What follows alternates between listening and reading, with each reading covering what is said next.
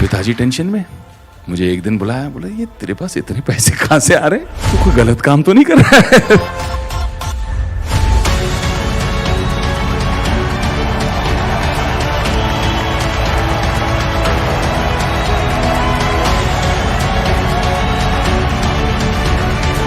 Good morning, everyone. Thank you for all the love. तो आज यार थोड़ी बातें करेंगे, थोड़ी सी मैं आपको अपनी कहानी शेयर करूंगा। मैं पढ़ाई कर रहा था मेयो कॉलेज अजमेर में, जो बहुत स्ट्रिक्ट बॉयज बोर्डिंग स्कूल है अजमेर में। अब बॉयज बोर्डिंग स्कूल में दुनिया इतने में सीमित थी, वही 300 एकड़ का कैंपस, उसी के अंदर खाना पीना कपड़े जूते जो चाहिए होते थे, जाना पड़ता था, साइन करना पड़ता था, बिल पहुंच जाता था पिताजी को। हमें तो कुछ समझ नहीं आया दाल आटे का भाव, तो हम तो ऐसे ही ले लेते, भैया 2 टी-शर्ट देना 2 जूते देना, यही करके ले लेते थे स्टोर से। तो बाहर का एक्सपोजर जीरो।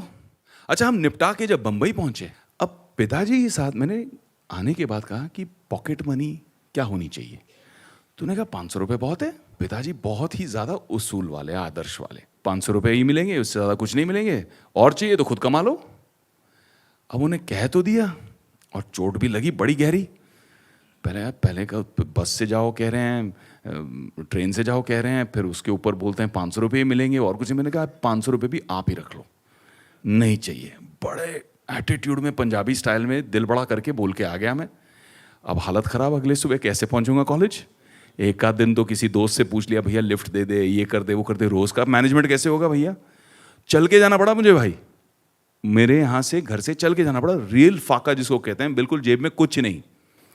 अब ऐसे में एक अपॉर्चुनिटी आई, किसी ने शो पे देखा, एक रेडियो प्लेज जो क्रिएट करती थी, उन्होंने कहा कि आपकी आवाज़ बहुत अच्छी है, आप एक्सप्रेशन बहुत अच्छा करते हो, आप रेडियो प्लेस करोगे क्या। मैंने कहा हाँ ज़रूर करेंगे।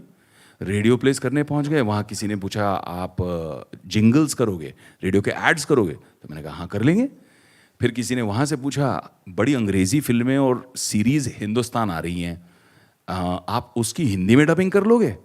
मैंने कहा हाँ कर लेंगे। ये जो जिसने ये कहा उनका नाम था रॉनी स्क्रू वाला, जिन्होंने आगे चल के यूटीवी बनाई। और यूटीवी एक छोटी सी जगह होती थी जहाँ हम जाया करते थे, बेसमेंट के अंदर एक छोटा सा डबिंग स्टूडियो हुआ करता था, और जितनी आपकी पिक्चर हैं जुरासिक पार्क से लेके देखो देखो बड़ी चिपकली, वो सारा हम जाके वहाँ पे हिंदी में डबिंग करते थे। और भाई ऐसा हुआ कि महीने का 40-50 हज़ार कमाने लग गया आपका भाई।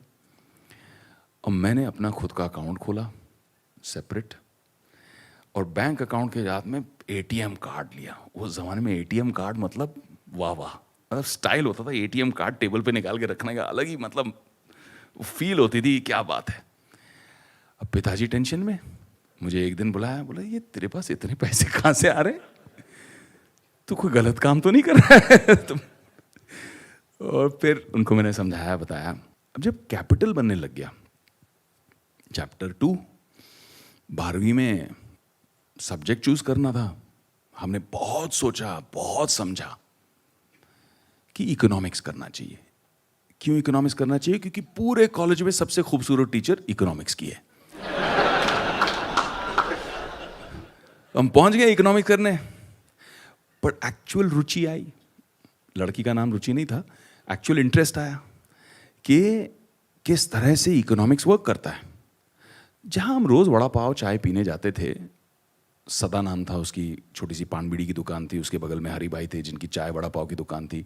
उनसे हम पूछने लगे भैया आप कैसे करते हो बिजनेस बताओ। और जो अंदर क्लासरूम में सीख रहे थे उसको हमने इनके बिजनेस में अप्लाई करना शुरू कर दिया कि कितना किताबी है और कितना प्रैक्टिकल। तो स्टॉक कैसे करते हैं, कैश फ्लो का मैनेजमेंट कैसे करते हैं, ये सारी चीज़ें वहाँ से सीखी। और देखते ही देखते माइक्रो फाइनेंस शुरू कर दिया। यानी कि कॉलेज के जितने लोग थे उनके बिजनेस मॉडल को समझना।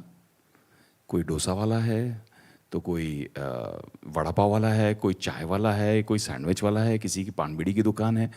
इन सब का मॉडल समझ के इनको फाइनेंस करना और एक हेल्थी वे में प्रॉफिट शेयर लेना, ना कि उस जमाने में जो होता था 7-8% पर मंथ चार्ज करते थे इनफॉर्मल फाइनेंसिंग, क्योंकि फॉर्मल फाइनेंसिंग तो थी ही नहीं, बैंकिंग थी ही नहीं।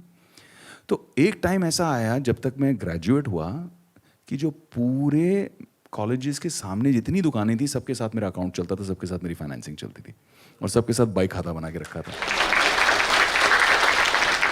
यहां से ऑलवेज फॉरवर्ड प्रोग्रेशन कि क्या नेक्स्ट क्या है, व्हाट नेक्स्ट। और व्हाट नेक्स्ट में जापान का एक बहुत सुंदर शब्द है भाई, काइजेन, कांस्टेंट इंप्रूवमेंट, कि आगे क्या और क्या बेटर और क्या बेटर हो सकता है। लाला जी की तरह रिलैक्स नहीं करना हमको कि भाई हो गया, चलो ठीक है सब चल रहा है, अब छेड़ो मत। आगे क्या, नेक्स्ट क्या, ग्रोथ कैसे होगी। उस ग्रोथ की फिराक में आगे बढ़े। स्टॉक्स एंड शेयर्स का बड़ा इंटरेस्ट आया, स्टॉक लगाए, लोगों के कहने पे टिप विप किए, और 17 साल की उम्र में 32 लाख रुपए का लॉस किया। ऐसा लग रहा था हाय हाय, वो फिल्मों में चूड़ियां उड़ियां तोड़ते ना, वैसे लग रहा था मुझे कि ये क्या हो गया, मेरा पूरा कैपिटल इरोड हो गया भैया। जितनी मेहनत करके इतना कुछ किया था, क्रिएट कमाया था, इतना मल्टीप्लाई किया था, वो सब खत्म हो गया। I lost a lot of money.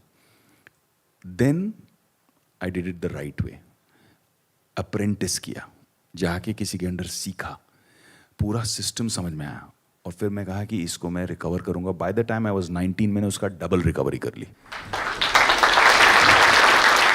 Commodities में जाके काम किया, बट इस टाइम सोच समझ के पहले जाके अप्रेंटिसशिप की, कोई ईगो नहीं, नौकरी की तरह जाके वहां पे मेहनत की, समझा, सीखा, फिर कमोडिटीज का मार्केट समझ के उसमें कैसे कमाए। उसके बाद 19-20 साल की उम्र में I set up my first technology company, और 19-20 साल की उम्र में मैंने ऑलमोस्ट 12 करोड़ रुपए रेज किए। तो ग्रोथ इस तरह से हुई लाइफ में। तो फाइनली मैं ये कहना चाहूँगा आप लोगों को कि my personal experience has taught me, और मैं हमेशा अच्छे लोगों से, बड़े लोगों से, जो आप बड़ा बिजनेस में भी करते हो, बिलियनर प्रोफेसर्स को लेके आते हो, तो मेरे लिए भी कुछ लाइफ के ऐसे अच्छे बिलियनर प्रोफेसर्स बन गए हैं जो कुछ समय देते हैं, और उनका समय बहुमूल्य है मेरे लिए।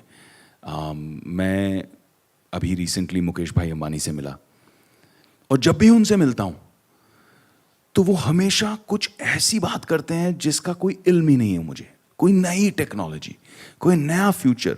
जिस आदमी के पास इतना स्टेडी बिजनेस चल रहा है, इतना सॉलिड एनर्जी का बिजनेस है, टेलीकॉम का बिजनेस है, वो आगे ऑलरेडी सोच रहे हैं what next for the group, what next for the company, what's the future, what's the next technology. इस तरह का एक्सपोजर मिलना बहुत अच्छा है। तो अंत में यही कहना चाहूँगा मेरे भाई कि मैंने लाइफ में कुछ उसूल अपने भी रखे हैं। जब भी पैसा कमाया तो उस पैसे का कोई अच्छा काम ज़रूर किया, ये लॉस नहीं है आपका। तो बिजनेस तो बड़ा करो ही, क्योंकि हम धंधा तो सब कर लेते हैं, बट आई थिंक जो डॉक्टर विवेक बिंद्रा कर रहे हैं, जो बड़ा बिजनेस की टीम कर रही है, वो लोगों को धंधा से बिजनेस तक लेके जा रही है। बहुत फ़र्क है।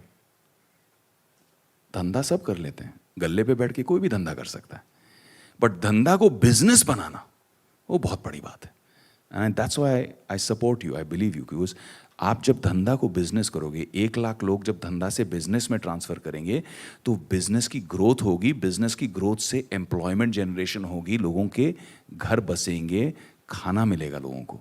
तो it's actually a huge contribution to society. मैं हमेशा आपको यही कहता हूँ कि नए भारत का, नव भारत का जो निर्माण हो रहा है, उसमें आप बहुत बड़ा एक योगदान कर रहे हो, and I am very proud of you for that.